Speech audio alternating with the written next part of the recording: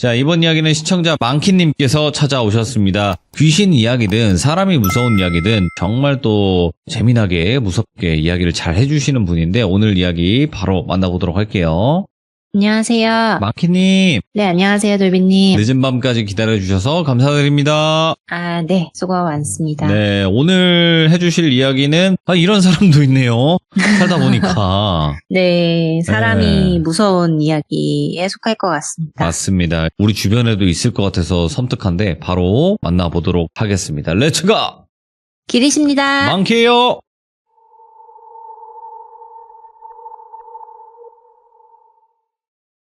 오늘의 주인공 똘순이는 미술품을 사랑하는 고객이십니다. 스타트업을 내시고 성공을 하신 자수성가한 여성이신데 지금은 40대이시고 네. 30대에 일어났었던 일들을 좀 해드리려고 해요. 이분이 스타트업을 내신 지 얼마 안 됐을 때 일에 미쳐서 결혼은 못 하셨었대요. 네. 그리고 그때 집값이 서서히 오를 때쯤에 집을 매입하게 됩니다. 어이구야. 좋은 타이밍에. 근데 좋은 타이밍인데 이 아파트가 교육의 중심지. 아이고야, 어딘지 알아요. 부자 동네인 그곳입니다. 예. 그래서 거기가 되게 낙후된 아파트들이 많아요. 그래도 그렇죠. 몇십억 하는 동네잖아요. 네, 맞아요. 그래도 나름의 큰 평수로 매입을 해서 안에 내부를 싹 다 인테리어를 마치고 입주를 합니다. 네. 솔직히 돌순이는 부모님이 부자는 아닌데 두 분 다 공무원 출신이셔서 연금을 받으며 살고 계시고 예. 부모님을 부양하지 않아도 되는 그런 점이 있었고 돌순이 스스로 성공을 해서 나는 결혼을 해서 교육의 중심지에서 꼭 살아야지 이 꿈이 있었대요. 예. 그래서 솔직히 늦었지만 결혼정보회사에서도 가입을 했고 나이가 좀 흠이었지만 외모나 자산 규모, 직업에서는 꽤 좋았기 때문에 선자리도 계속 들어왔었대요. 그리고 집을 매입하고 인테리어 공사도 끝나고 겨울이 거의 끝나갈 때쯤에 입주를 했대요. 그리고 집의 내부가 너무너무 예뻤대요. 들어가면은 옆에 걸려있는 작은 그림들 위에 조명들이 켜져 있고 화이트와 오크톤으로 이루어진 깨끗한 실내, 침대방, 드레스룸, 집에서도 일할 수 있게 꾸며놓은 현대식 서재, 되게 예쁜 집이었대요. 누가 봐도. 이제 똘순이는 낙후된 아파트라서 주차가 되게 난이었는데 그래도 이 곳이 너무 좋았대요. 역세권이기도 하고 상권도 너무 좋고. 근데 입주민들이 오랫동안 살아오신 분들이 많았대요. 그래서 새로 이사온 똘순이한테 관심이 되게 많았었대요.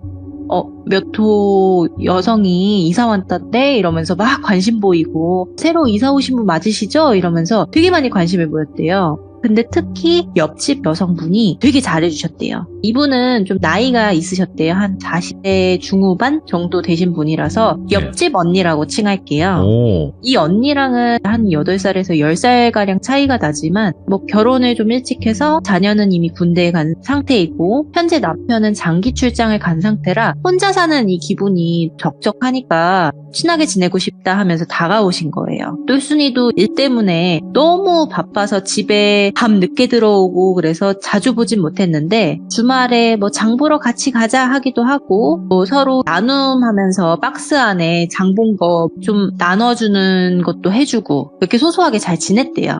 근데 옆집 언니는 살림을 한 지 20년이 훌쩍 넘었기 때문에 나름 베테랑이지만 똘순이는 솔직히 나이만 먹었지 일만 하느냐고 살림에는 역광이었대요.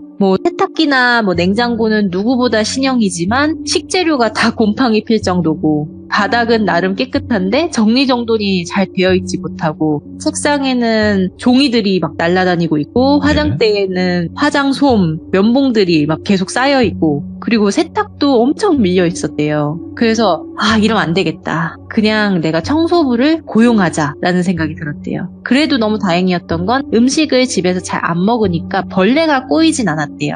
그래서 청소하시는 분을 고용을 했고 기중품 분실 여부 때문에 중요한 서류나 이런 물품 같은 거는 금고에 넣어놨대요. 그러고서는 수요일이나 일요일 이렇게 2번 청소해 주시게끔 이제 이야기를 해놓은 거죠. 그래서 이제 청소해 주시는 분도 오시니까 집도 나름 깨끗해지고 쾌적한 집이 된 거예요. 그래서 친구들도 불러서 집들이도 할 수 있겠다 했는데 옆집 언니가 자주 집에 오기 시작했대요. 한참 했는데 너 생각나서 좀 더 했다. 또는 집이 너무 깨끗해졌는데 어떻게 관리를 하고 있는 거야? 이러면서 가정부 나도 고용할까? 막 이런 얘기도 하고 역시 돈이 많으니까 이런 것도 하는구나 이러면서 막 되게 부러워하고 그랬대요. 근데 청소하시는 분이 사모님 가끔 벌레가 보일 때가 있다고 제가 보이는 거는 다 잡기는 하는데 패치 같은 거 좀 붙여놓으면 좋을 것 같고 뭐 음식 드시거나 하면은 좀 바로바로 치우는 게 좋을 것 같다 이렇게 이야기를 하더래요. 그래서 여름이라서 낡은 집에 들어오는 건가? 배관 타고 이렇게 들어올 수도 있겠다 싶었대요. 근데 똘순이 집이 아무리 낡았어도 무너져가는 집도 아니고 층수도 나름 고층이었대요. 네. 10층이었는데 벌레가 어떻게 들어오지? 싶어가지고 옆집 언니한테 전화로 물어봤대요. 언니 혹시 집이야? 나 물어볼 거 있는데 언니 집 가도 돼? 이렇게 물어보니까 언니가 아니야 우리 집 오지 마 난장판이라서 내가 10분 뒤에 너네 집 갈게 이러고서는 전화를 끊었대요. 근데 똘순이가 언니 집은 이상하게 방문한 적이 없었고 언니가 자꾸 자기네 집을 온 거예요. 그래서 그날도 여김없이 자기네 집으로 왔대요. 언니가 이제 왔으니까 싱가포르에서 출장 갔을 때 사온 비싼 커피 그다음에 뭐 수제 쿠키를 플레이팅하고 언니를 기다리고 있었대요. 언니가 오더래요. 근데 오늘도 여김없이 너네 집은 진짜 너무 깔끔해 이러면서 그림도 한번 만져보고 소파도 막 눌러보고 뭐 이러면서 칭찬을 하더래요. 똘순아, 커피는 이런 거는 되게 비싸 보이는데 어디서 사는 거야? 너는 사업하는 애라서 그런지 먹는 것도 다르다. 이런 얘기를 하더래요. 되게 칭찬을 해주는 거잖아요. 그래서 똘순이가 뭐 징그럽게 왜 그래 이러면서 아직 시집도 못 갔는데 혼자 살아야 될 것 같아 이러면서 장난을 쳤대요. 그러고서는 그냥 커피 마시다가 본격적으로 이야기 나눈 게 이 아파트에 벌레가 좀 많은 것 같다. 언니 집도 그러냐. 이거 막으려면 어떻게 해야 될까? 세스코라도 불러야 될까? 이런 얘기를 주고받았대요. 그러니까 언니가 가끔씩 우리 음식물 처리장 가면은 뭐 여름이라서 바퀴벌레가 이렇게 있기도 하고 날벌레들이 배관 타고 들어올 때가 있다. 여름만 그러니까 뭐 하수구망도 해놓고 이러면 되지. 그렇게 방역업체 부를 정도는 아니다. 이렇게 얘기를 하더래요. 그래 뭐 비싼 동네지만 뭐 음식물 쓰레기 주변에는 항상 벌레가 꼬이니까 어쩔 수 없겠다 싶어서 바퀴벌레 약을 구매해야겠다 싶었대요. 그래서 언니한테 이렇게 얘기하는 게 언니 근데 나는 아무리 봐도 바퀴벌레가 세상에서 제일 무섭고 싫어. 소름 끼쳐. 이거 나는 진짜 손으로도 못 잡아. 이런 얘기를 했대요. 그러니까 언니가 무서운 거 하나도 없는 줄 알았는데 벌레도 못 잡고 애네 이러면서 언니가 그냥 좀 놀렸대요. 그냥 농담을 이렇게 주고받은 거죠. 그렇게 언니랑 이렇게 티격태격하면서 좀 친분이 쌓일 때쯤에 돌순이는 결혼정보회사에서 만난 남자와 첫 연애를 시작하게 돼요. 연애를 진짜 한동안 안 했다가 처음으로 연애를 시작한 거죠. 똘순이보다 나이는 좀 있었지만 교육직에 있고 뭐 반모태 안경이 참 잘 어울리는 조용조용한 남자였었대요. 근데 똘순이가 인생에서 일이 한 70%면 연애는 10%, 쉬는 게 겨우 한 잠자고 밥 먹고 하는 게 20% 정도였대요. 그래서 이 남자를 만나면 영화를 봐도 항상 자고 맨날 피곤해하고 이러니까 남자한테 3개월 정도 사귀고 나서 이야기를 꺼냈대요. 서로의 신분도 이제 확인됐고 코드가 나름 잘 맞는 것 같기도 하고 사는 데 있어서 서로가 불편하지만 않으면 결혼까지 생각해도 될 것 같다. 우리 사이는. 그러니까 우리 딱 반년만 살아보고 결정해보자. 우리 집 들어와서 살아볼 생각 없냐? 제안을 했대요. 그래서 남친이 고민을 해보다가 그래 한번 그렇게 살아보자 이렇게 해서 남친이 집으로 입주를 했대요. 다행히 남친이 수도권 쪽에 학교가 직장이라서 지하철역이 가까우면은 어디든 다닐 수 있었기 때문에 돌순이네 집에 들어와도 직장도 무리가 없고 나름 집도 넓고 흔쾌히 그렇게 살아보자 이러면서 결정이 난 거죠. 근데 직업적으로 이런 특성을 가졌는지 모르는데 돌순이는 사업가고 남친은 교육직이잖아요. 근데 돌순이는 안 맞는 게 있다면 반 받는다던가 이런 거를 되게 싫어해요. 그냥 본인이 내면 냈지. 그냥 차라리 그럴 시간에 집안일 해주길 원하고 아니면 요리 좀 해주길 원하는데 이 남친은 내가 얹혀 사는 입장이니 관리비부터 뭐 월세로 산정을 해서 반반씩 우리 생활비 통장을 만들자. 이렇게 이야기가 나온 거죠. 그래서 살기 직전부터 이렇게 티격태격 고민이 많은데 잘 살 수 있을까? 이런 고민이 많이 되게 들었대요. 그래도 그런 거랑은 다르게 안 맞았지만 남친이랑 신혼처럼 잘 지냈었대요. 그리고 남친이 돌순이가 못하는 정리정돈을 잘하는 편이라서 좀 집이 나름 깨끗했대요. 청소하시는 분이 안 오셔도. 그리고 뭐 요리도 좀 잘 해주고, 청소하시는 분이 일하러 올 때는 남친이 집에 있으니까 이제 분실의 위험도 없고, 이런 소소한 삶이 너무 좋았대요. 그러면서 이 옆집의 언니가 자주 안 오기 시작한 거죠. 그러다가 한 번은 요리를 했는데 해물찜이었대요. 그래서 똘순이가 퇴근하고 돌아오니까 남친이 저녁으로 해물찜을 해놓은 거예요. 근데 좀 많이 한 거예요. 아, 너무 감동이긴 한데 이 요리를 자랑하고 싶다 이런 생각이 들어서 조금 담아서 옆집 언니한테 갖다 주자 해서 언니가 나 못 먹었을 때도 잘 챙겨줬으니까 언니한테 줘야겠다 해서 예쁘게 담아가지고 언니한테 갔대요. 연락을 했는데 안 받아서 배를 누른 거죠. 근데 반응이 없더래요. 그래가지고 봉투에 넣어가지고 문고리에 걸어놓고 문자를 남겼대요. 언니 내 남자친구가 해물찜 만들었는데 너무 맛있어서 따뜻할 때 챙겨 먹으라고 이렇게 이제 문자를 남겨놓은 거예요. 네. 근데 하루가 지나도 답이 없더래요. 그리고 다음날 출근을 하는데 문고리에 봉투는 사라져 있었대요. 아, 언니가 너무 늦은 밤이라서 답을 안 했겠지 하고서는 그냥 출근을 했대요. 그러고서는 며칠 뒤에 휴일에 남친이랑 바깥에서 걷고 있는데 그 옆집 언니를 마주친 거예요. 오랜만에. 그래서 인사를 했대요. 언니 내 남자친구 처음 보지? 하면서 인사를 하는데 언니 표정이 좀 좋지가 않더래요. 네. 아, 남자친구구나. 예, 반가워요. 지금 나 대급하게 갈 데가 있어가지고 나중에 인사하자 이러면서 가더래요. 그래서 빠르게 가는 언니한테 언니 그날 해물찜 언니가 먹은 거 맞지? 이러니까 무슨 해물찜? 그런 거 없었는데? 이러더래요. 예. 그래서 아니야 언니 내가 이따 전화할게. 빨리 가서 일 봐. 이러고서는 헤어졌대요. 아니 그러면서 이제 남친한테 이야기를 한 거죠. 분명히 이틀 전에 언니한테 해물찜 주고 갔는데 누가 가져갔나? 우리 아파트 보안이 이렇게 안 좋은가? 이렇게 허술한가? 이러면서 얘기를 한 거죠. 다음부터는 언니한테 직접 줘야겠다 이러면서 넘어갔는데 분리수거 날이 정해져 있대요. 근데 분리수거를 항상 남자친구가 해줬대요. 근데 돌순이는 퇴근하고 나와가지고 남친과 맥주 한잔 할 겸 야식 좀 차려서 먹어야겠다 싶고 남친은 분리수거를 하러 가고 그 상황이었대요. 그러면서 남친이 들어왔고 음식과 함께 맥주를 한잔하는데 남친이 맞다 나 아까 분리수거하다가 그때 옆집 분 만났었다. 그러니까 돌순이가 그래? 언니 요즘에 통 연락이 없다. 뭐하고 지냈는지 좀 궁금하네? 이러면서 그냥 맥주를 홀짝홀짝 마시고 있는데 남친이 그러더래요. 근데 이상하게 자기가 저번에 해물찜 포장해줬던 플라스틱 용기 있잖아. 그 용기를 버리는 걸 봤어. 그 용기가 내가 알땡 사이트에서 산 거라서 흔한 디자인은 아니거든? 그래서 바로 알아봤는데 그때 해물찜 먹었다고 얘기 안 하지 않았어? 이랬대요. 언니가 먹었으면 먹었다고 할 텐데 왜 그랬지? 이러면서 남친이랑 서로 좀 의아한 상황이 있었대요. 그래가지고 그냥 언니가 요즘에 정신이 없을 수도 있겠다. 그때도 바빠 보였는데 나중에 내 남친 정식으로 소개시켜주고 밥 한 끼 같이 해야겠다. 이런 생각이 딱 들었대요.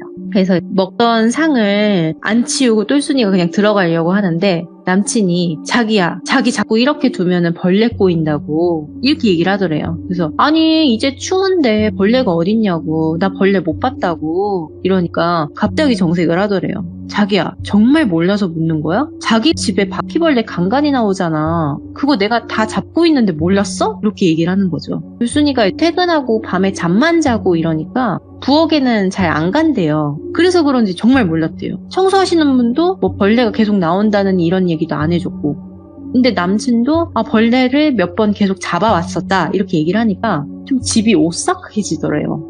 집에 있는 게 너무 싫더래요. 그래서 나 바퀴벌레 너무 싫은데 이거 왜 얘기 안 해줬냐. 패치제든 뭐든 사다가 우리 빨리 약 쳐놓자고 이렇게 얘기를 했대요. 근데 남친이 하는 말이 아니 그냥 쓰레기집 마냥 엄청 많은 건 아니고 가끔 부엌에 있으면은 한두 마리가 이렇게 작게 기어간다. 화장실에도 가끔 보이고 이러는데 내가 다 잡고 있고 약도 사서 쳐놨으니까 걱정하지 마라 이러면서 똘순이를 안심시켜놨대요. 예. 근데 똘순이는 바퀴벌레 자체가 우리 집에서 나왔다는 게 너무 소름이 돋고 싫었대요. 그래가지고 이제 바퀴벌레 박멸 방법 이런 거를 계속 검색해서 알아본 거예요. 최고로 강하다는 바퀴벌레 퇴치 약들을 다 사왔대요. 종류별로. 그래가지고 구석탱이에 다 붙였대요. 그러다가 이제 옆집 언니랑 또 연락이 닿은 거죠. 그래서 다시 연락이 잘 돼서 이제 통화로 이야기를 하는데, 아, 언니, 우리 집에 바퀴벌레 좀 자꾸 나오는 것 같다. 언니네 집은 안 그래? 이러니까, 우리 집은 안 그런데? 너 자꾸 막 뭐 먹고 흘리고 그래서 그런 거 아니야? 이렇게 얘기를 하더래요. 일단은 약 다 쳐놨으니까 박멸되고 우리 집 와서 편하게 저녁 식사하자. 내가 남친 소개도 제대로 못 해줬지? 그러면서 주말에 몇 시 시간 돼? 이렇게 하면서 약속을 잡았대요.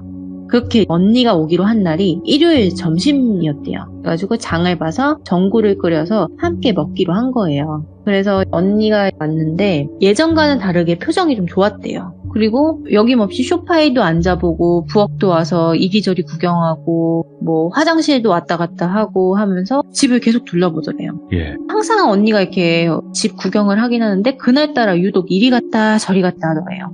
TV는 뒤에 뭐가 있어 막 이러면서 보고 빨래는 어떻게 하는 거야 이러면서 세탁기도 구경하고 이러더래요. 근데 좀 정신이 없으니까 언니 오늘은 왜 이렇게 왔다 갔다 해? 이러니까 우리 집도 인테리어 하려고 하는데 너네 집은 어떻게 했나 궁금해서 좀 보려고 한다. 너네 집이랑 우리 집 구조가 비슷하잖아 이러더래요. 이건 얼마에 했어? 그래서 똘순이가 뭐 얘기를 해줬어요. 이거는 얼마에 했고 이건 얼마에 했고 인테리어 업자 뭐 소개받고 싶으면은 내가 했던 분 소개해주겠다 이렇게까지도 얘기를 한 거예요. 그래서 티타임을 하다 보니까 시간이 딱 됐대요. 그리고 청소하시는 분이 그날 방문하기로 되어 있어서 방문을 했고 언니가 커피를 이제 마시다가 청소하시는 분을 딱 보자마자 청소하시는 분이 안녕하세요 하면서 아는 척을 하더래요. 그러니까 옆집 언니가 예 나중에 또 보자 이러면서 잘 먹었어 하고서는 그냥 집을 나갔대요.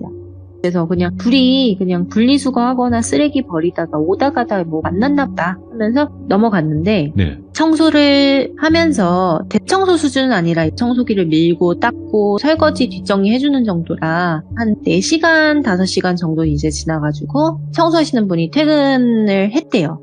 그렇게 깨끗하게 이제 다 치웠잖아요. 그냥 끝인가 보다. 바퀴벌레랑도 다 끝이다 생각을 했는데 며칠 뒤에 재앙이 이제서야 시작이 되더래요. 자는데 소리가 들리더래요. 돌순이가 좀 이상하게 잘 때마다 좀 간지럽고 팔다리가 뭔가 기어다니는 그런 느낌이 간혹 깼대요. 예. 그걸 불 켜보면은 뭐가 있는 것도 아니고 남자친구도 비슷한 걸 느낀 거예요. 이거 좀 이불에 뭐가 있나 보다. 이거 찐득이 있는 것 같다. 우리 이불 바꾸자 하면서 다음날 이불을 걷었대요. 근데 침대가 벽과 이렇게 붙어 있었는데 네. 이불이 그 안에 끼어 있으면은 꺼내야 되잖아요. 근데 이불을 쭉 빼는데 흑갈색의 뭔가가 더덕더덕 붙어 있다가 갑자기 샤라락 하고서는 어딘가로 다 사라지더래요. 돌순이는 그날 소리를 지르며 거품을 물어요. 남친도 그걸 보고 경악을 했대요. 너무 많은 숫자에. 그러면서 돌순이가 집안일을 안 하다 보니 보는 일이 그거 하나뿐이었지만 남친은 벌레를 몇 번 봤다고 했잖아요. 이렇게까지 많을 줄은 몰랐었던 거예요. 아니 분명히 약을 쳐놨는데 왜 더 숫자가 많아졌지? 너무 이상한데? 하면서 우리 이거 업체 불러야 될 것 같다고 얘기가 나온 거죠. 아니 요 며칠 그래도 잡고는 있었는데 줄지 않아서 좀 문제가 있었다고 생각은 했다. 이렇게 얘기를 하는데 돌순이가 그걸 보고서는 일단 우리 집 나가자고. 나 여기서 더 이상 못 살겠다고 해서 간단한 짐만 싸서 나왔대요. 그래서 회사 근처 호텔에서 지내고 방역업체를 부른 거죠. 당장 예약을 해서 방역업체가 집을 방문했대요. 그래서 이조차도 무서워서 똘순이는 집을 가질 않았대요. 남친이 직접 갔대요. 2-3명의 방역업체 사람들이 와서 기계 소리 나고 이러니까 옆집에도 좀 시끄러웠었나 봐요. 네. 옆집 언니가 문을 빼곡 열고 남친 씨 무슨 일이에요? 이러면서 물어봤대요. 저희 집에 바퀴벌레가 자꾸 박멸이 안 돼가지고 업체에 불렀다고 이러니까 갑자기 걔는 또 돈을 물 쓰듯이 쓰네 이러면서 내가 그런 거 부를 필요 없다니까 이러면서 문을 그냥 닫더래요. 그래서 저분이 저런 면도 있었나? 하면서 의아한데 방역업체 대표분이 와가지고 이야기를 하시더래요.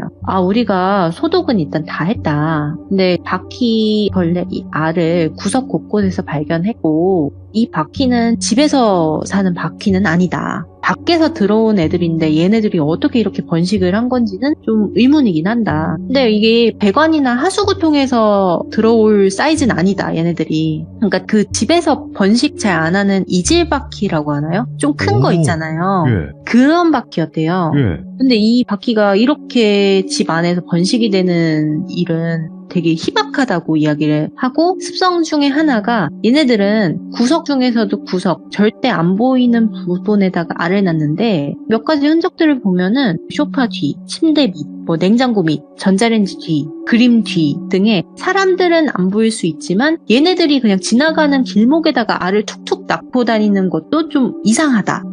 이건 추측인데, 바퀴벌레를 고의적으로 뭐 들여오지 않는 이상은 바깥에서 사람 몸에 붙어서 몇 마리가 계속 왔거나, 아니면은 뭐 박스나 다른 물건들에 바퀴알이 묻어서 왔거나, 그런 경우일 수도 있다. 네. 방매 조치는 해놨는데 또 나오게 되면 연락 주세요 하고서는 가신 거예요. 다시 집으로 똘순이가 돌아왔는데 찜찜했대요. 그러면서 청소하시는 분께 더 급여를 얹어주면서 모든 집안에 있는 가구들을 다 빨래해달라고 하고 소독해달라고 한 거예요.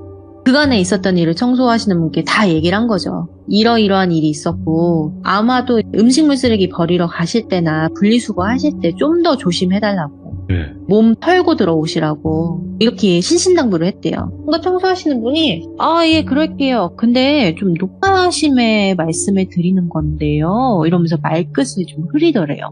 얘기해보세요. 뭐 때문에 그러세요? 이렇게 얘기를 하니까, 옆집에 계신 주인분이요, 자주는 아닌데 자꾸 하단 쪽에서 뭐를 맨날 수집하시는 거를 몇 번 본 적이 있고 여러 마주친 적이 있다. 근데 이분이 뭘 수집을 하는 건지 뭘 씹는 건지는 모르겠지만 그분이 오셨을 때도 이렇게 묻어서 온 거는 아닌지 그런 부분이 좀 미심쩍어서 이야기 드린다, 이러면서 이야기를 하더래요.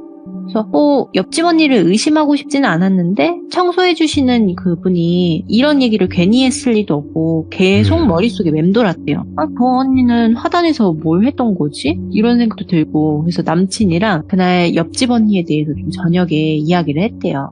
근데 남친이 좀 듣다가 하는 말이, 근데 자기 앞에서는 좀 한없이 좋은 언니 같아 보이긴 했다. 근데 나는 좀 싸한 부분이 있어. 첫 번째는 똘순이 네가 있을 때와 없을 때의 태도가 명확하게 다르더라. 솔직히 분리수거 하는 날 가끔 마주치는데 그때 너를 항상 좀 흉보듯이 얘기를 하더라. 예. 집안일 하나도 할 줄 모르고, 애가 생기면은 애가 떨어져 나가도 모를 여자애라고 되게 웃으면서 농담처럼 얘기를 하는데 나는 기분이 나쁘다고. 그쵸. 네, 그리고 두 번째로는 방역업체 사람들이 왔을 때도 자기가 없었지만 그 사람들 앞에서 당신이 돈을 헤프게 쓴다느니 더럽게 산다느니 뭐 이러면서 한숨 푹푹 쉬면서 얘기를 하더라, 방역업체 사람들 앞에서도. 근데 솔직히 좋은 언니고 널 위하는 마음이면 그러면 안 되는 거 아니냐. 이거는 뭐 싫은 사람 일부러 까내리는 것도 아니고 솔직히 여자의 세계와 뭐 이해가 안 간다, 이런 식으로 얘기를 했대요.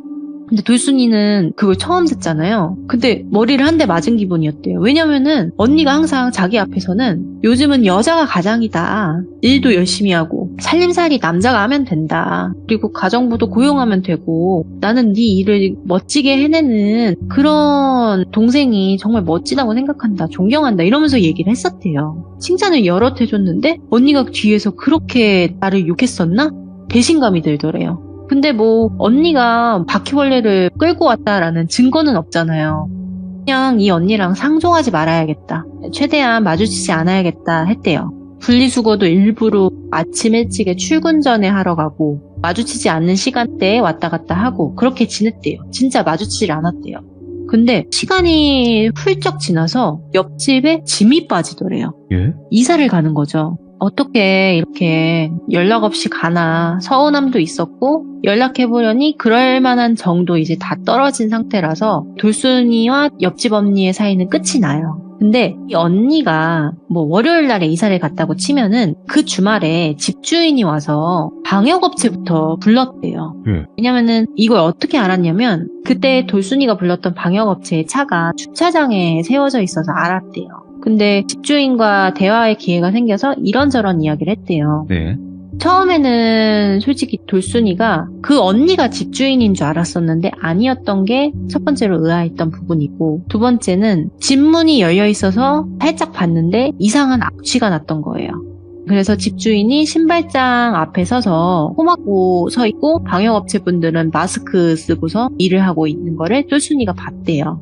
그래가지고 똘순이가 어디로 이사 갔는지 아냐. 이렇게 빨리 이사가 버려서 좀 아쉽다. 집을 빨리 이렇게 팔릴 줄은 몰랐다. 이렇게 얘기하니까 이분이 네? 그분은 세입자예요. 제가 집주인인데요. 오. 그래서 이분 계속 월세로 사셨는데 방 빼기로 한 지는 좀 몇 개월 됐었다고 이렇게 이야기를 하더래요. 그냥 뭐 어디로 간지는 모르겠고 나는 집 산 지 한 5년 정도 됐다고 집주인 된 지는. 원래 이 여자분이 남편이랑 아들이 같이 살았는데 이혼했다고 들었다. 아들도 엄마랑 연락을 안 하고 있고 남편과도 좋게 헤어진 거는 아닌 걸로 안다.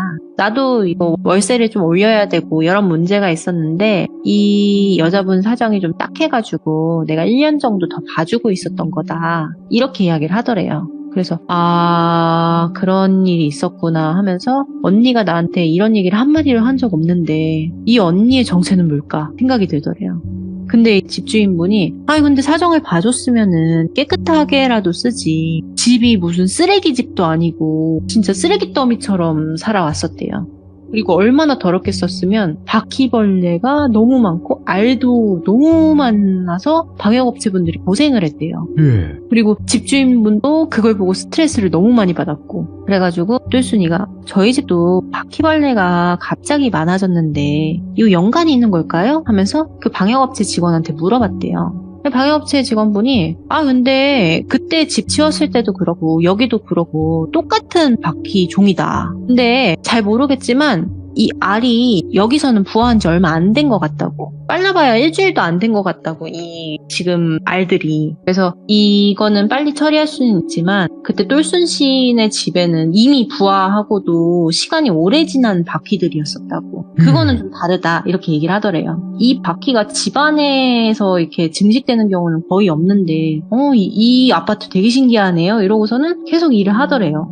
남친이 그걸 옆에서 듣다가 내가 볼 때는 옆집 언니 남 잘 되는 꼴 못 보는 여자 같다고. 일부러 그런 거 아니냐고. 지금 집 떠날 때 알 뿌리고 간 거 아니냐 이러면서 이런 얘기를 했대요.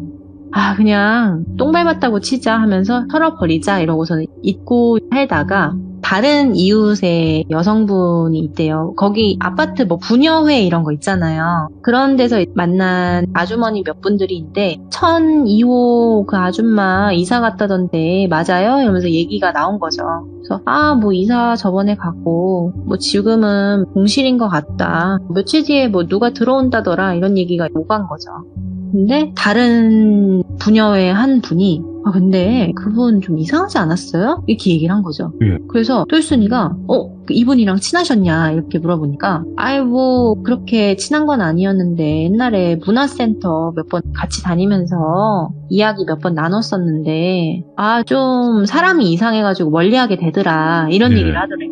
그래서 정확히 어떤 일이 있었는지 좀 얘기해 줄 수 있냐 저도 좀 이상한 게 있어서 그렇다 이러면서 물어본 거죠. 근데 거기서 알게 된 사실은 그 옆집 언니는 고등학교를 졸업하자마자 집안 사정으로 그 아파트에 그 당시에 시집을 온 거예요. 네. 근데 남편이 나이도 좀 있고 돈도 많았대요. 근데 이 옆집 언니를 식모 취급을 한 거예요. 결혼을 했지만. 근데 아들이 태어났는데 아들도 그걸 보고 자라서 엄마를 그렇게 무시했대요. 그러다가 그 남편이 바람이 난 거예요. 살림에 차려서 나가는데 아들도 같이 간 거예요. 되게 떳떳하게. 두 집 살림하고 있다가 완전히 떠나버리고 집도 와이프의 동의 없이 처분을 해버린 거예요. 그렇게 살다가 새로 바뀐 집주인이 사정을 얘기를 하고 나가달라고 해가지고 만기가 돼서 나간 거예요. 그런 상황이었던 거예요. 근데 어디로 갔는지는 다들 모르지만 이분이 좀 그런 과거가 있어서 그런 건지는 모르겠는데 그 이후부터는 예쁘거나 잘 나가는 여자들만 보면 그렇게 욕을 했대요. 그러니까 정말 그러면 안 되겠지만 801호에 되게 예쁜 여대생이 살아요.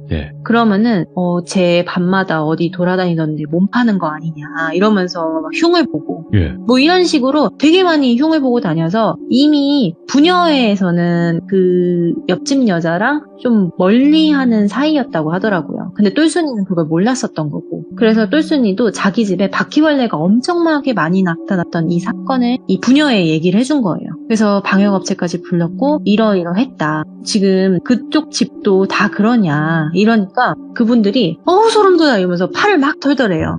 우리 아파트 가끔 공원에 바퀴벌레가 이렇게 있는 경우는 있어도 집에 안 들어와요. 그러면서 우리 아파트가 얼마나 방역도 소독도 깨끗하게 하는데 우리가 관리비 많이 내는 이유가 있다고 손사래를 치더래요.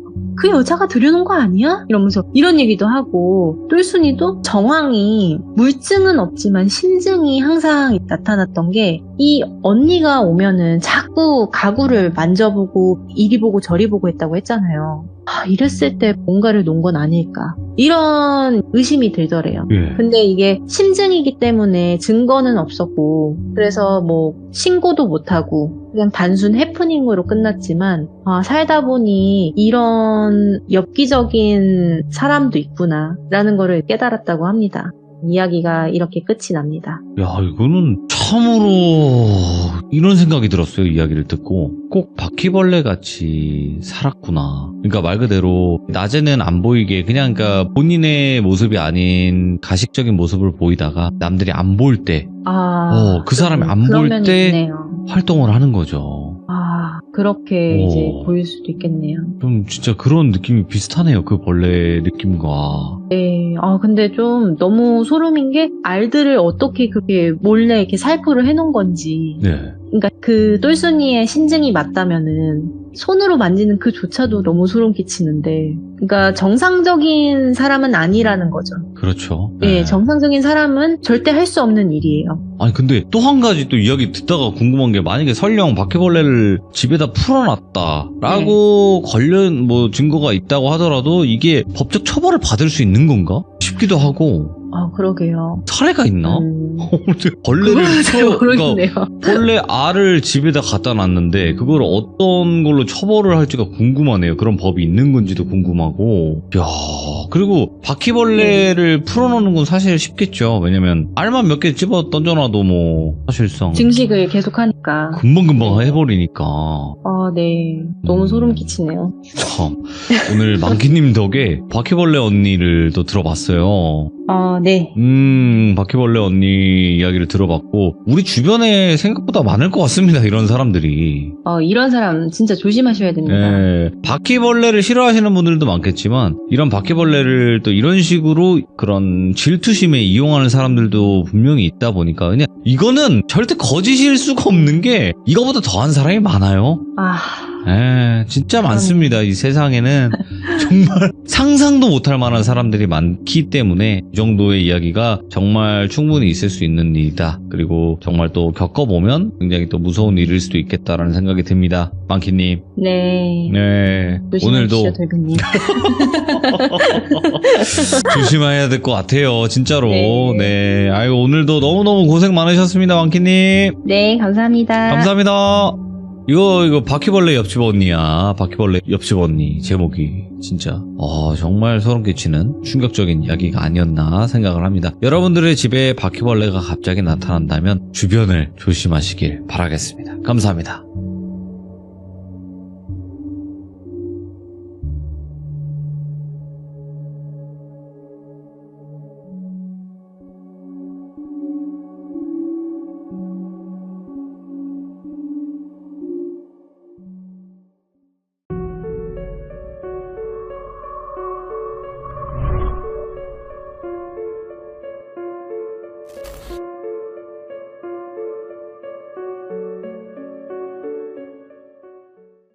자, 여러분들 반갑습니다. 이번 이야기는 시청자 동네꼬마님을 전화 연결을 하도록 하겠습니다. 안녕하십니까? 안녕하십니까? 잘 지내셨습니까? 네, 반갑습니다. 동네꼬마님. 아이고, 반갑습니다요, 돌비님. 네, 지금 눈이 많이 오고 있나요? 첫눈이? 네? 아니, 저 지금 계속 돌비님이 지시하셔서 차랑 길이랑 지금 쓸다 들어왔습니다. 아시지 않습니까? 그러니까 다 하셨냐고요? 지금 방송 중이세요? 죄송합니다. 예. 지배인이라 잘 모르겠습니다. 예. 네네, 알겠습니다. 이미 다 송출이 되어버렸습니다. 이 비밀이.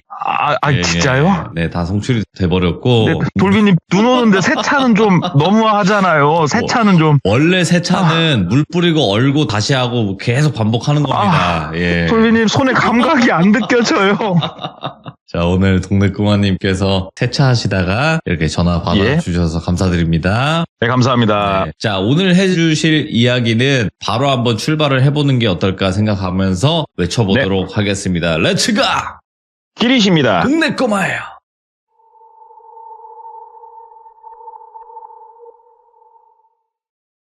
오늘 이야기는 2년도 안 된 이야기입니다. 굉장히 따끈따끈한 이야기고요. 어떻게 보면은 지금도 이 사건으로 말미암아 당사자는 좀 고통을 받고 있는 좀 그런 이야기라 조심스러워요. 한번 말씀을 드려보자면 똘비라고 하는 50대 중반 정도 되는 남성이 있었는데 이 똘비 같은 경우에는 무난한 인생을 살고 있었어요. 그냥 뭐 가정을 잘 꾸렸고 아이들이 있고 회사를 잘 다니고 있었단 말이죠. 뭐 굳이 외형적으로 봤을 때 이 사람은 특이하다라고 느껴지는 거는 대학교를 졸업을 하고 처음으로 들어간 회사에서 일평생 일을 했다는 거. 이직이란 걸 해본 적 없이 한 회사를 꾸준히 그냥 다녔다는 거. 이 정도만 뭐 특이하다고 보여질까요? 그냥 외형적으로는 일반적인 사람입니다. 그런데 이러한 똘비에게도 걱정거리가 있었어요. 그게 뭐냐면 똘비는 아들이 둘이 있었습니다. 첫째 아들 같은 경우에는 20대 초반이었고요. 둘째 아들은 고등학생이었어요. 이때 당시에. 첫째 아들 같은 경우에는 애가 되게 착했어요. 어릴 적에는. 그런데 중학교 한 1, 2학년 때를 기점으로 뭐 친구를 잘못 만났는지 아니면 원래 그런 놈인지는 모르겠습니다만은 조금씩 아이가 어긋나가기 시작을 했대요. 그래가지고 뭐 친구들하고 싸움을 한다던가 아니면은 수업을 안 들어온다든가. 그래도 중학교 땐 그게 그렇게 안심해가지고 어르고 달래서 고등학교를 진학을 시켜놨죠. 그랬더니만 이놈아가 고등학교 때부터는 뭐 흡연을 한다든지 아니면은 갑자기 같은 반 친구를 정말로 뭐 애를 반쯤 죽여놓는다든지 때려가지고 지가 맞고 올 때도 있고 본인이. 근데 이 녀석이 고등학교 때부터 술을 그렇게 먹기 시작을 한 거예요. 첫째가. 이랬던 녀석이 성인이 되니까 미치죠. 20살이 넘어가니까 고삐 풀린 망아지 마냥 막 온갖 짓을 다 하고 다니는데 경찰서를 몇 번을 갔나 모르겠고 그리고 그놈의 술. 이 녀석이 술을 너무 좋아해가지고 병원에 2번이나 입원을 시켰대요. 강제 입원. 알코올 중독으로. 그러니까 첫째 아들이 조금 그런 상태다 보니까 부모님은 속이 썩어 문드러지죠 그냥. 그러면 둘째 아들은 어떻냐. 둘째 아들은 애는 착해요. 애는 착한데 공부에는 관심이 없어요. 이 녀석이. 집에 오면은 그냥 밤새도록 컴퓨터 게임만 해요. 그냥 핸드폰으로 게임했다 컴퓨터로 게임했다. 그놈의 그 화면만 쳐다보고 살아요 얘는. 그래가지고 열이 받아가지고 컴퓨터도 거실로 그냥 빼버렸어요 아버지가. 그런데도 집에만 오면은 컴퓨터만 해요 둘째는. 그러니까 외형적으로 봤을 때는 되게 평범하고 안정적인 직업을 가진 그러한 똘비였지만 속은 좀 썩어 문드러지고 있는 그러한 상황이었습니다. 오늘도 어김없이 똘비는 회사에서 일을 하고 있었어요. 참고로 그날이 토요일이었습니다. 토요일 날도 출근해가지고 할 일이 있어서 일을 하고 있었는데 갑자기 전화가 오는 거예요. 그래가지고 누군가 하고 봤더니 와이프더랍니다. 그래가지고 여보 하고 받으니까 와이프 목소리가 조금 떨리고 있더래요. 그래서 왜 그래 무슨 일 있어? 라고 물어보는데 이 수화기 너머로 들리는 소리가 있어요. 그러니까 무슨 상황인지 대충 알겠더래요. 무슨 소리가 들리고 있었냐. 어떤 남자가 술 가져다 주라고 술 사오라고 하면서 소리를 고래고래 지르고 있더래요. 첫째 아들놈 이놈이 지금 또 말썽을 저지르고 있구나. 집에서 또 감이 오더래요. 그래가지고 첫째 아이 이름을 철현이라고 할게요. 철현이가 또 지금 술 때문에 난동 피우고 있어. 그러니까는 와이프가 여보 오늘은 좀 심해. 이거 어떻게 하면 좋아. 미칠 것 같아. 술을 계속 사다 줄 수는 없잖아. 뭐 말을 해도 듣지도 않고 치료를 해도 되지도 않고 어떻게 하면 좋아. 당신이 와서 어떻게 좀 해봐. 나는 돌아버려 못할 것 같아 하면서 와이프가 쥐지를 치더래요. 이런 경우는 아빠가 가서 어느 정도 상황을 정리를 해야 돼요. 똘비가 나이도 있고 직급도 있고 이러다 보니까 뭐 크게 눈치 안 보고 집으로 갈 수 있었다고 해요. 그래서 회사에서 나 잠깐 나갔다 올게 얘기를 하고 집으로 왔어요. 와가지고 딱 보니까 그냥 집안 꼴이 가관이더래요. TV 앞에 바닥에 그 새우깡, 감자깡 막 이렇게 과자가 널브러져 있고 그 옆으로는 소주병이 한 5병 굴러다니고 있고 소리 고래고래 지르고 있고 술 사오라고. 그래가지고 똘비가 다가섰죠. 아들 안 그러기로 했잖아. 전에 병원 선생님하고도 약속했고 아빠하고도 약속했잖아. 이게 뭐 하는 짓이야 너. 얘기를 하니까 아들이 엄마가 약속을 안 지키잖아. 소주를 냉장고에 가득 쟁여놓기로 약속했잖아. 이게 뭐야? 하고 막 소리를 지르는 거예요.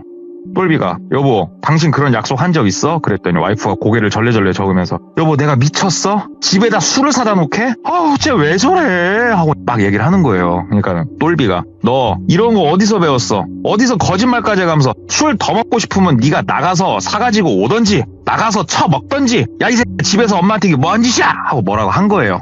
집에 들어오면서부터 똘비의 분노 게이지는 한 93% 정도 차 있었단 말이에요. 뚜껑이 들썩들썩해요. 똘비도 사람인지라. 근데 첫째 이놈이 오늘따라 진짜로 뭘 잘못 먹었는가 그냥 소리 고래고래 지르고 난리도 아니더래요. 그러니까 똘비가 심호흡을 한 5-6번 딱 하고 그동안 2번 정도 입원을 시켰었으니까 얘를 그 의사 선생님들이 해주신 조언들이 있지 않습니까? 알코올 중독은 선생님 이거는 질병입니다. 이거를 질병으로 주변에 있는 가족들이 인정을 해주고 도와줘야 됩니다. 이게 약으로 치료할 수 있는 질병이 아닙니다. 본인의 의지가 제일 중요한 질병입니다. 이것은. 그래가지고 꾹꾹 눌러 담으면서 아들 딱 보면서 아들아 아빠 눈 봐봐.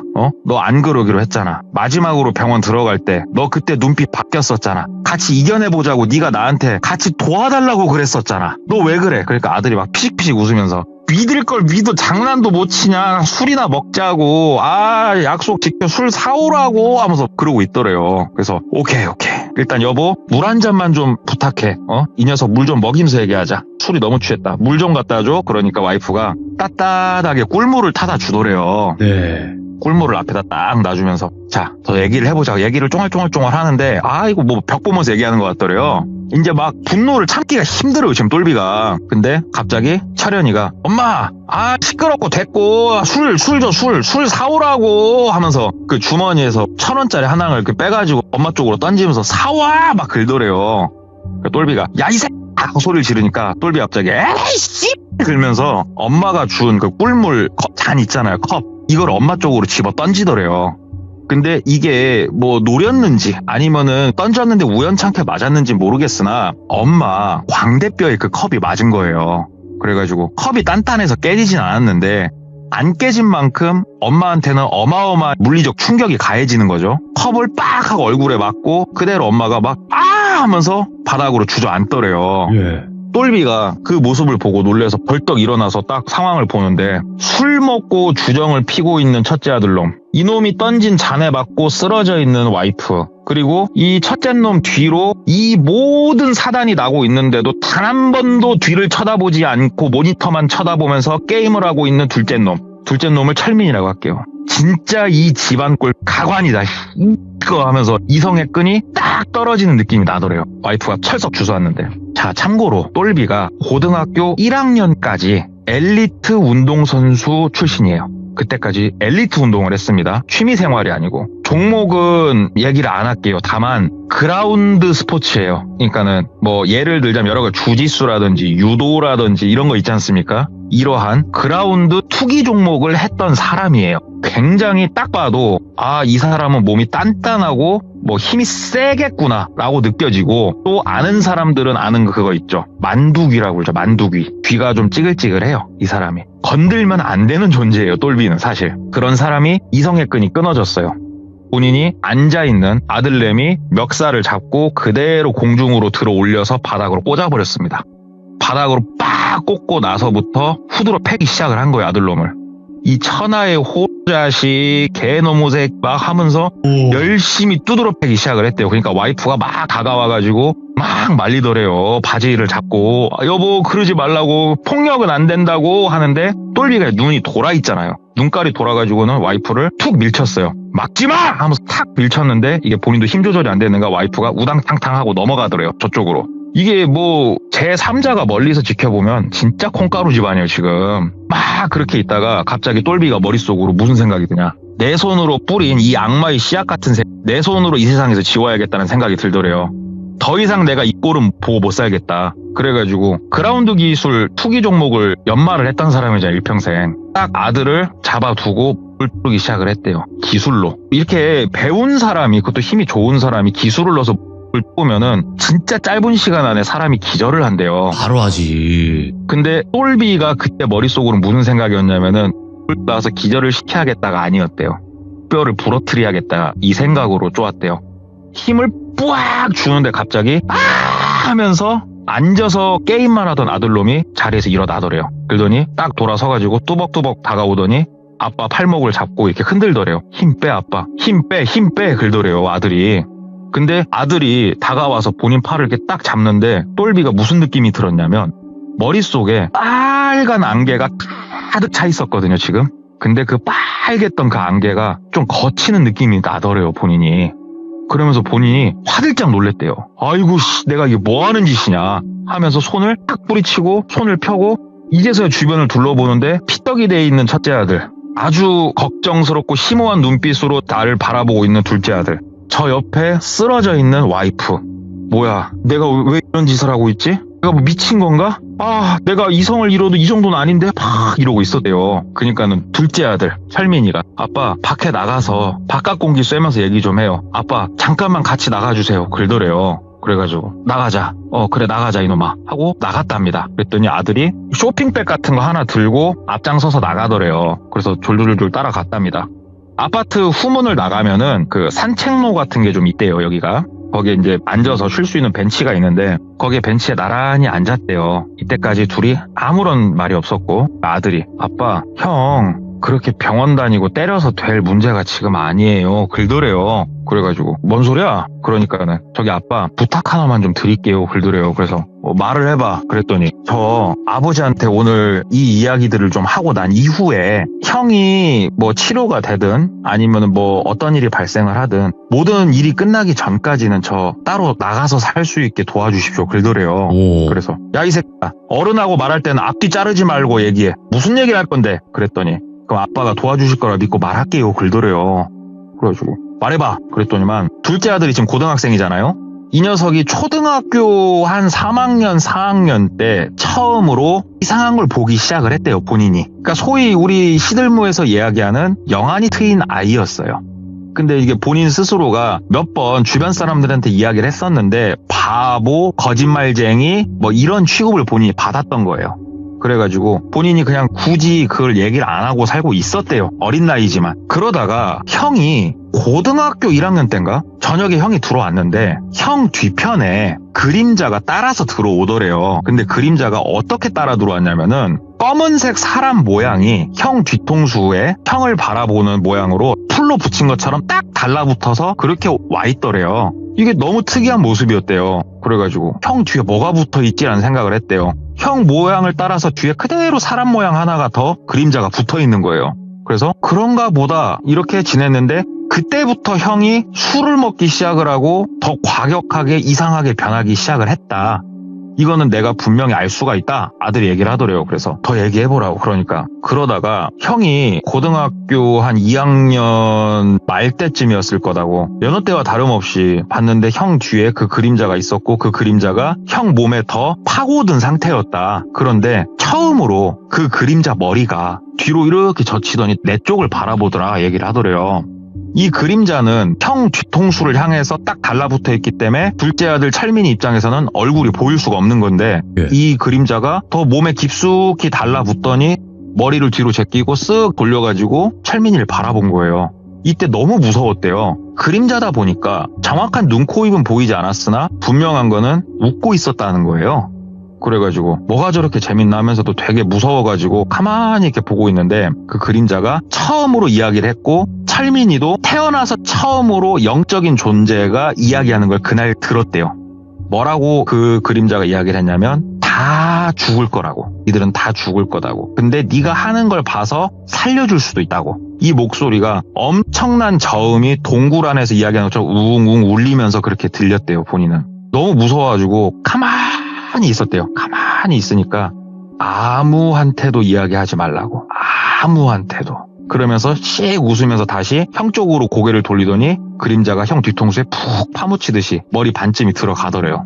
너무 무서워서 본인이 이 어린 고등학생, 중학생, 이 어린 아이가 점집을 찾아다닌 거예요. 부모님한테 말을 할 수가 없었대요. 부모님한테는 이게. 그래가지고 어린애가 알아봤자 뭘 얼마나 알겠습니까? 그런데 다행히 어떠한 무속인 분이 이 아이를 불쌍하게 여기셨는지는 몰라도 뭐 비법을 하나 알려주셨대요. 눈 마주치지 말라고. 그 형하고. 형하고 눈 마주치지 말고 무슨 일 일어나도 그냥 신경 쓰지 말라고. 그냥 네가 지금 이 어린 네가 할 수 있는 건 그것밖에 없다고 그렇게 얘기를 하더래요. 사실상 중학생이면요 되게 어려요. 우리 나이 먹고 돌이켜보면 내가 중학생일 때는 다 컸던 것 같아도 이 말을 고지고대로 듣고 부모님한테 말도 못하고 이 어린아이가 꾹꾹 참으면서 살았던 거예요. 근데 집에서 형하고 눈도 안 마주치고 이야기도 안 하고 그럴 수 있는 방법은 하나밖에 없었대요. 모니터만 쳐다보고 있었던 거예요. 그래서 미친 듯이 모니터만 쳐다보고 있었던 거예요. 얘가.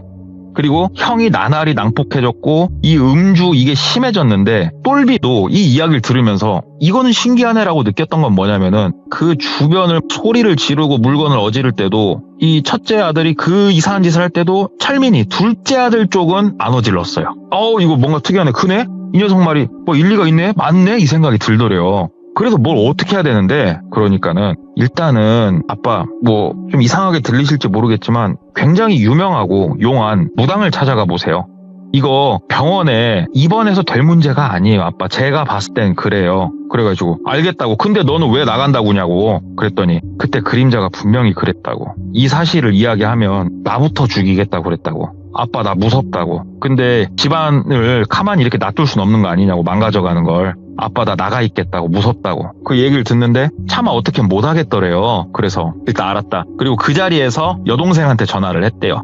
이 아이한테는 고모죠. 여동생이 졸업반 출신이에요. 이혼해가지고 혼자 살고 있었어요. 그래가지고 그 둘째 놈 철민이 있잖냐고. 철민이 좀 너한테 좀 맡길게. 나 집 리모델링 공사 좀 하고 하려고. 학교랑 가는 거 좀 봐주고 내 거 카드 하나 줄라니까 그걸로 애기 밥도 사 먹이고 니도 밥 사 먹고 좀 희라. 이렇게 얘기를 해가지고 그 자리에서 그 여동생하고 쇼부를 마치고 너 그럼 이 길로 가라. 니 거 짐은 아빠가 갖다 줄라니까 너 그럼 가 하고 본인 거 카드를 아들 편에 보냈어요.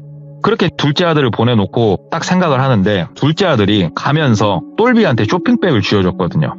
이 쇼핑백 속을 들여다봤더니 뭐가 있었냐. 좀 큰 사이즈의 복조리가 들어있었어요.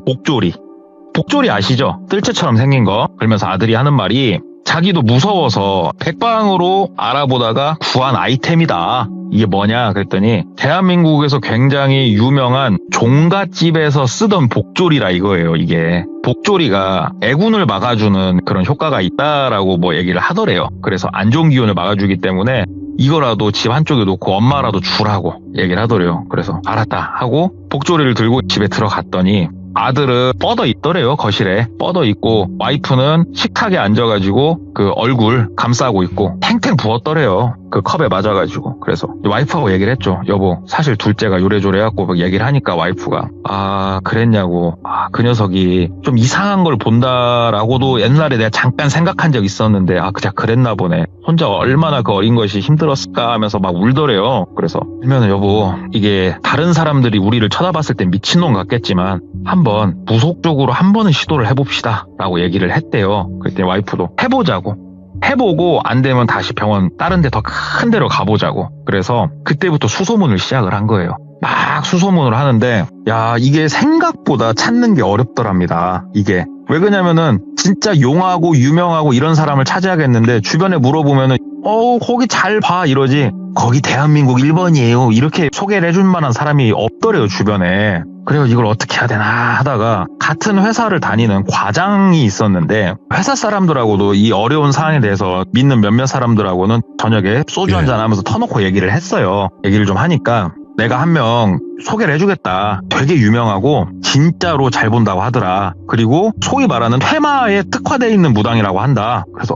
소개 한번 해줘봐라. 그랬더니 차 타고 한 1시간 정도 그렇게 멀지 않은 거리에 그분이 계시더래요. 무당이. 그래가지고 전화를 하고 사정 설명을 하고 이야기를 해가지고 2주 정도 있다가 그 무당을 만나게 됐대요. 그래서 2주일 동안 와이프는 그 여동생 집에 보내놨대요. 그래서 철민이하고 같이 생활할 수 있게 보내놓고 똘비가 이제 첫째 아들 케어를 한 거죠. 다 큰 아들이니까 크게 케어할 건 없었지만 2주간 그렇게 아슬아슬한 시간을 보내고 첫째 아들을 데리고 간 거예요. 철현이를 데리고 딱 가가지고 무당 앞에 앉아가지고 막 얘기를 하는데 무당이 한참 들여다보고 신기 있는 무당이니까 사주팔자를 푸는 무당이 아니니까 크게 묻는 것도 없더래요. 이렇게 하더니 입을 떼더랍니다.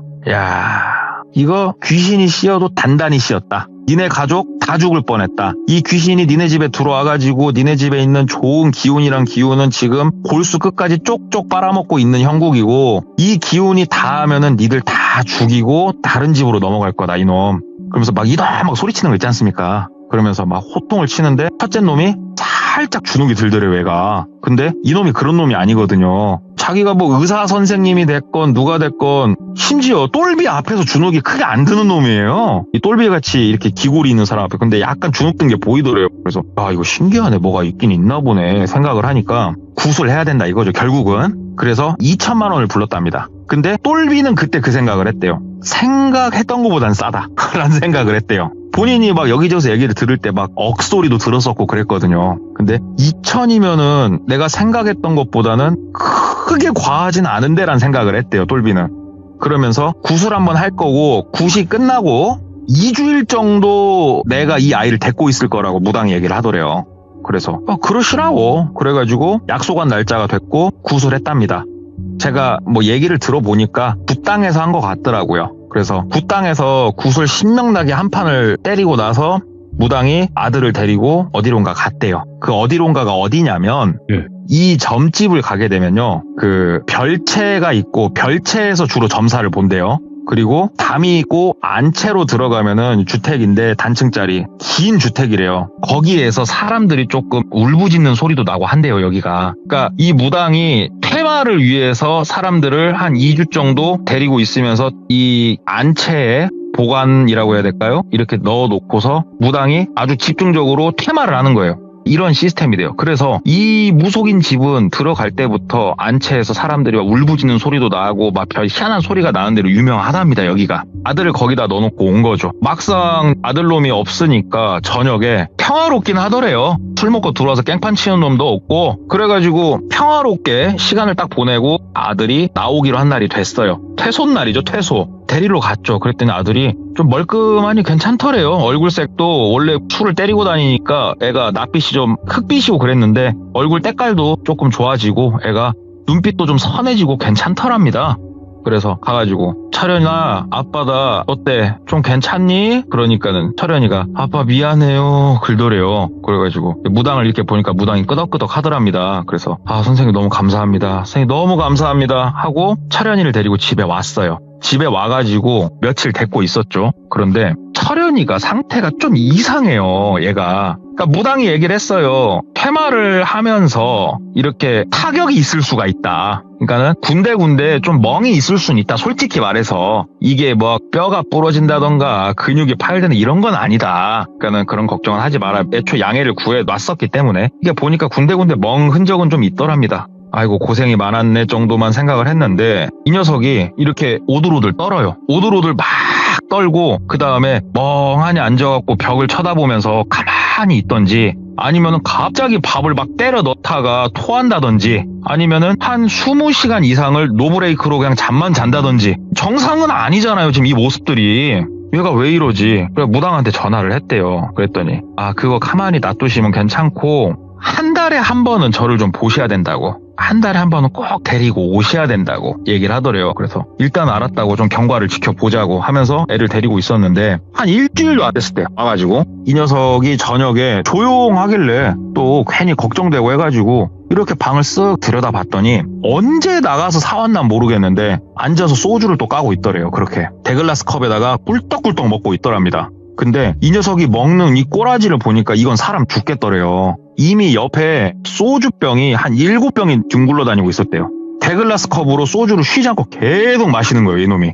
그리고 옆에는 아직 까지 않은 소주병이 한 10병이 넘게 쌓여있고 그래가지고 똘비가 막 가가지고 잔을 뺏었죠. 너 이 뭐 하는 거야? 그랬더니 술 먹고 싶다고요 그러더래요. 근데 말투며 눈빛이며 이거 퇴마받기 전으로 그냥 돌아갔더래요 이놈이. 그래서 속으로 아이고 둘째 아들 철민이하고 와이프 아직 오지 말라고 한 게 잘했구나 내가 싶어가지고 너 뭐 술 생각 안 나고 그런다며 괜찮다며. 그러니까는 아빠 나 괜찮으니까 술 좀만 더 먹을게요. 나 안 취했어 안 취했다고 그러면서 하는데 아무리 봐도 옛날로 돌아왔어요. 그래가지고 그날 밤에 또 술 때문에 아들하고 한바탕 씨름을 하고 다음날 좀 짜증이 나서 전화를 했죠 무당한테. 보쇼 내가 처음부터 큰 기대는 했던 건 아닌데 아, 이게 뭐냐고. 그냥 돌아왔는데, 거기서 2주 동안 그냥 술만 강제로 못 마시게 한 거냐고. 그러니까 무당이, 글더래요. 술을 마신다고요? 글더래요. 그래서, 똑같아요. 예전하고 똑같아요. 그러니까, 아버님, 아들 데리고 지금 당장 한번 와보실래요? 글더래요. 그래가지고, 또 혹시 나잖아요, 사람이. 그래서 아들을 데리고 또 쪼르륵 갔대요.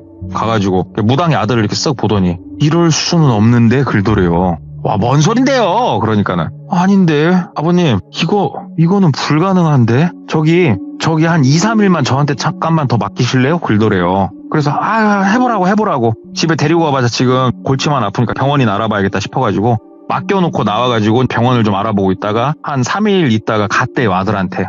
그땐 또 이놈이 고분고분해져 있더래요. 그러면서 무당이 한번 또 경과를 좀 지켜보시라고, 괜찮다고 그래가지고 집에 데리고 왔고, 또 한 일주일이 채 못 돼가지고 또 술판이 벌어졌고, 무당한테 또 얘기를 했더니 무당이 진짜로 와, 이럴 순 없다고, 진짜 이럴 순 없다고 막 그렇게 얘기를 하더래요. 근데 됐고, 당신은 됐고, 나 병원이나 내야겠다 하면서 병원을 알아보고 있었는데, 똘비도 혼자 회사 다니랴, 아들 케어하랴, 무당하고 싸우랴, 병원 알아보고 시간이 없는 거예요, 솔직히. 이때 또 회사가 바쁜 시즌이었대요.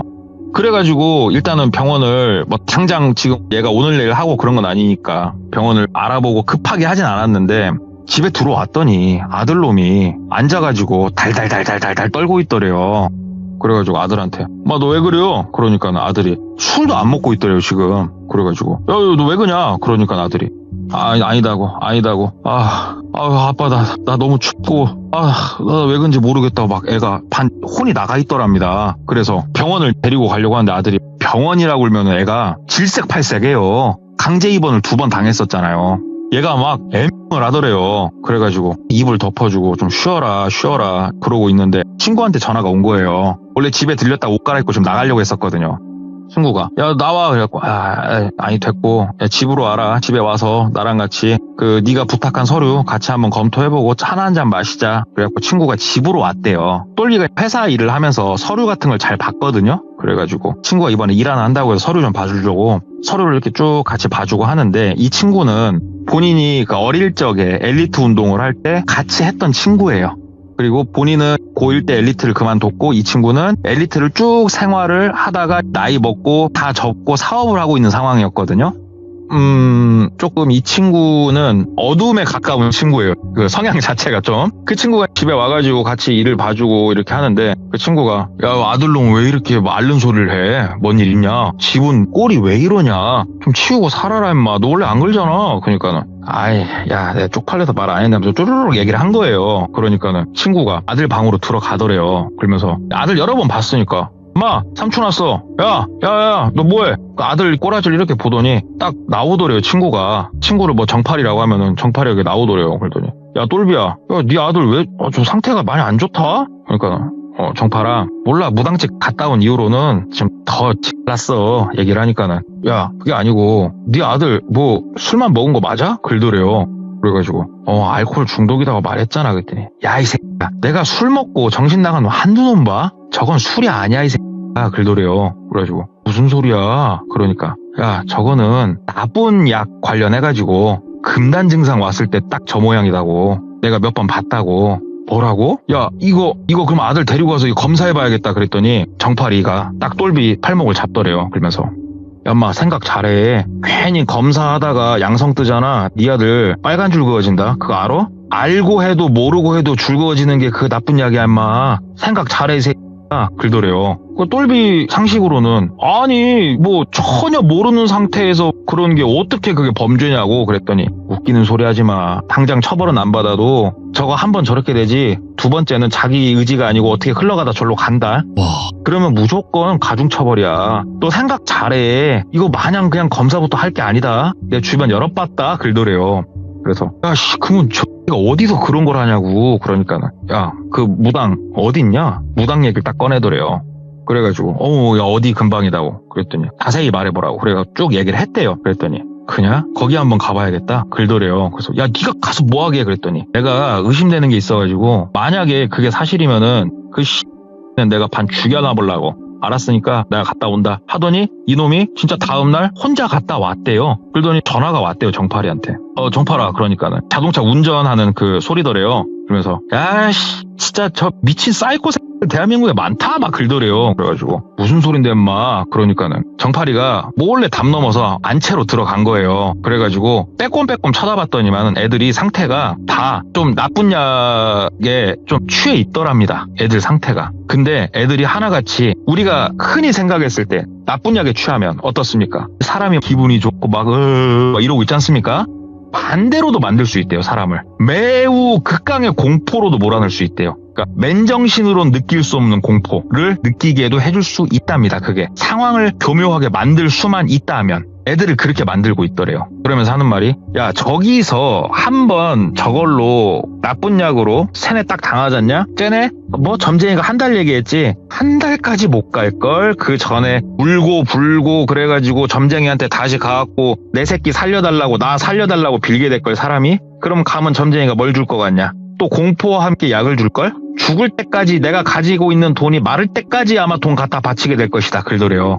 그래가지고 야 그럼 이거 신고를 해야 될 거 아니냐 그랬더니 정파리가 야 이거 쌍 진짜 어렵다 그러더래요. 그래서 뭐가 어려운데 그러니까는 저 무당놈 잡혀갖고 처벌을 무조건 받아야지. 근데 네 아들 어떻게 하냐? 딸려 들어갈 건데 무조건 네가 선택해라 인마 그러더래요. 그래가지고 밤새도록 고민을 했대요.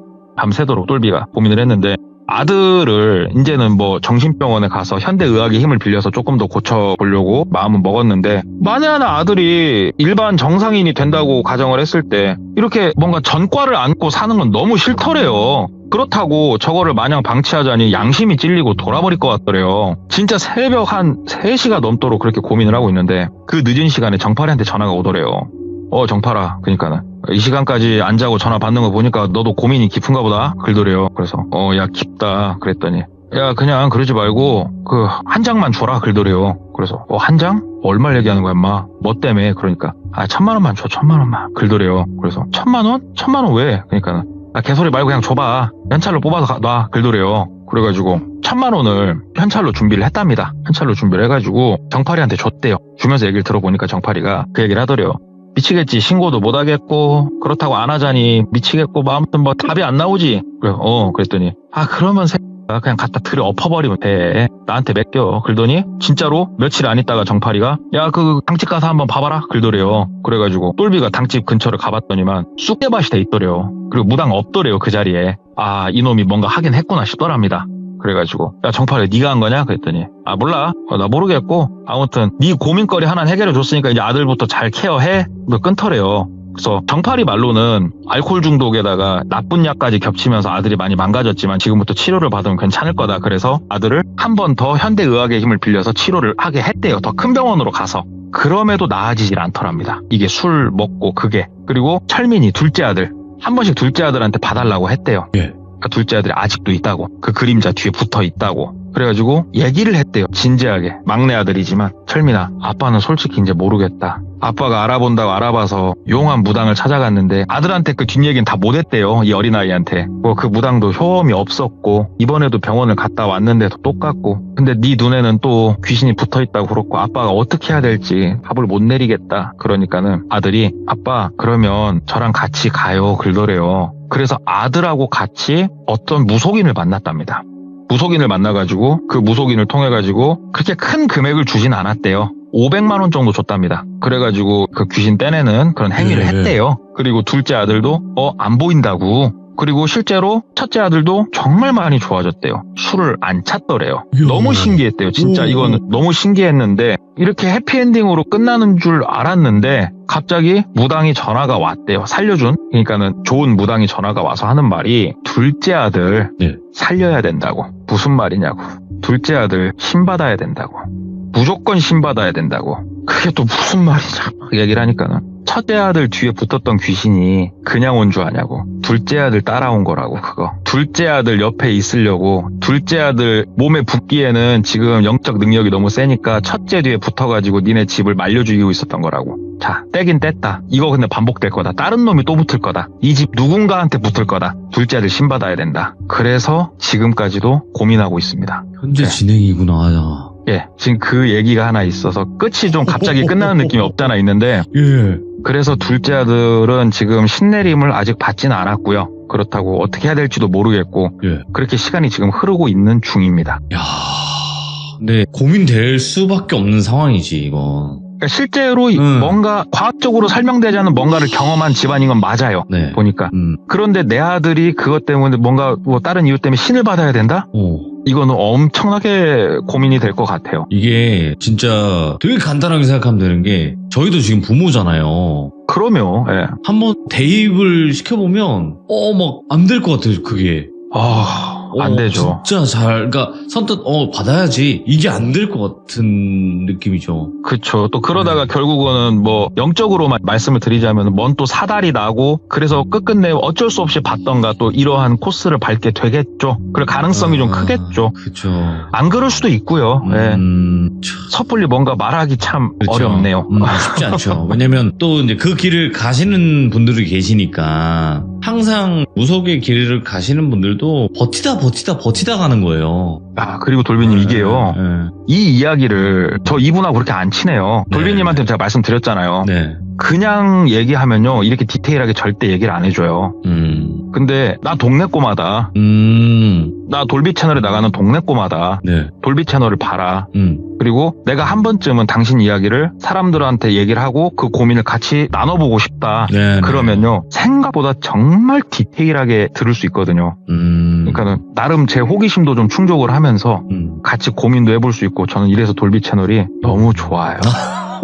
저도 좋아요. 예. 아무튼. 너무 좋아. 네, 동네꼬마님 너무너무 오늘 이야기 감사드리고 또 많은 분들이 어떤 의견을 달아주실 것 같습니다. 댓글로 영상이 올라간다면. 그래서 예. 아마 그분도 참고를 할 수 있지 않을까? 그 여러 가지 의견 중에서 이렇게 생각을 네. 하고 응원 좀 많이 해주시길 맞아요. 부탁드리겠습니다. 네, 응원도 좀 많이 부탁드리도록 할게요. 오늘 동네꼬마님 고생 많으셨습니다. 네, 감사합니다. 네. 많은 분들의 의견이 댓글로 남겨질 것 같고요. 근데 한번 생각을 저도 이렇게 입장 바꿔서 생각을 했을 때 정말 쉽지 않은 결정일 것 같습니다. 그래서 우리 귀족님들께서도 이야기를 다 들으셨으니까 여러분들의 의견을 댓글로 꼭 남겨주시길 바라겠습니다. 고맙습니다.